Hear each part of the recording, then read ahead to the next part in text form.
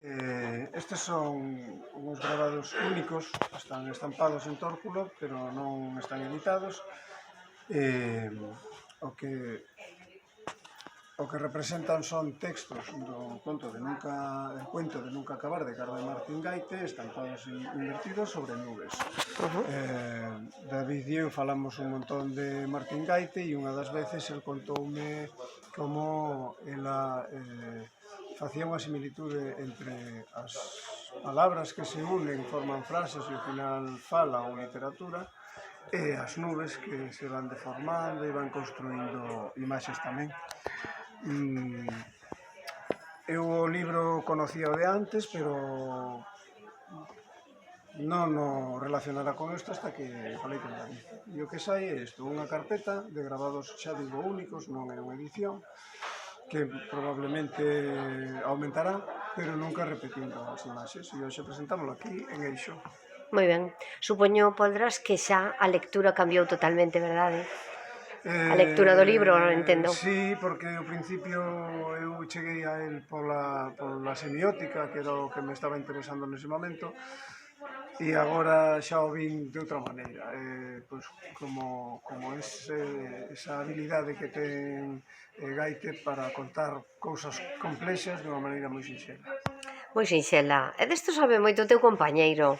Bueno, Gaite no corazón, Bueno, no corazón é como ves facendo parroquia. Sí, Pero, David. bueno, eu en realidade veño a cumplir un cometido que é o que acaba de formular Poldras. Non veño tratar de explicar, que o consigo non é outra cousa, pero veño tratar de explicar como Carme Martín Gaite, con a súa literatura, foi capaz de expresar pensamentos e teorías, porque este libro del cuento de nunca acabar é un libro de teoría literaria, e sin embargo chega a calquera que non sepa nada de teoría literaria.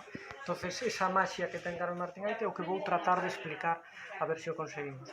Pero claro, eu creo que sin palabras, moi ben explicado está aquí nesa mirada de Xosé Poldras, non? Porque puxolle, é dicir, a textura, a cor e casi o sonido, os textos que, como vedes, teñen unha particularidade, pero é a súa mirada así, é dicir, é a escritura que vai nacendo e que Carme Martín Gaite pois sentiu precisamente nunha viaxe, como contamos na ruta literaria, nunha viaxe a Piñor, nunha das viaxes a Piñor.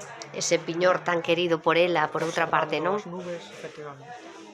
Que temos que entender de Martín Gaite para chegar a ela unha vez máis, os que non foron nunca? Obra Martín Gaite hai que achegarse a través da lectura, non pode ser de outra maneira, non? Ou a través da escoita ou a través de algunha recomendación, pero eu creo que hai que achegarse a través da mirada, que de eso imos falar hoxe. Ela di, como comentarei despois, que a mirada é anterior á visión. Entón, isto é a clave do asunto. A visión é unha consecuencia da mirada. Quen mira ben, conta ben. E se alguén conta ben, ten que gustar e entrar na xente. Eso é unha característica tamén de Poldras, non? Primeiro miras e despois ves, Poldras. Sí, entrenar a mirada é fundamental, tanto para consumir, vamos a decir, consumir imaxes artísticas como para producilas.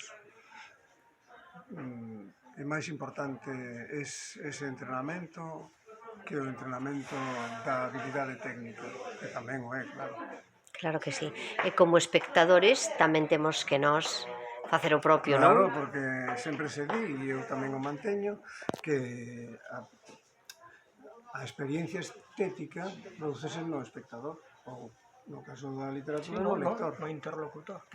Tedes aí un cadro detrás, supoño que é salientable por algún motivo, non? Ese trociño, bueno, eso que decidistes destacar, ou non? Ese é unha versión un pouco distinta do mesmo que vale, aí. Vale.